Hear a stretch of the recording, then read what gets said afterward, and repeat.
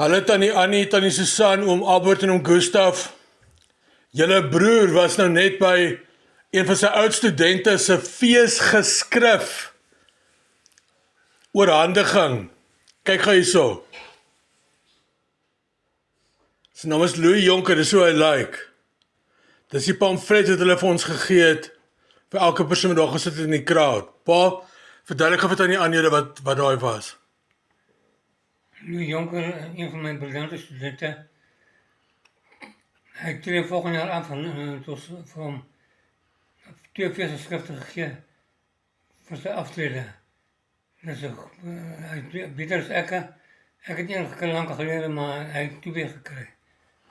En daar is die foto. Ja, hier is die foto. Mijn artikel daar beneden. Ja, maar hier is die boek. Mijn artikel is beneden die boeken. My pa het 'n artikel geplaas in hierdie boek. Ons kyk gaan nie inhoudsopgawe, dan kan jy dit sien. Wat is die inhoudsopgawe? Here, waar kom nou man? Waar is dit nou? Okay.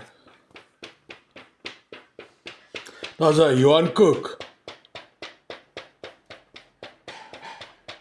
Plato and the Hebrew Bible, Johan Cook, is in sy fees geskryf. Dis awesome, papi, dis awesome. Ek sê julle, hierdie student was een van my pa se beste studente gewees, en my pa het vir my gesê,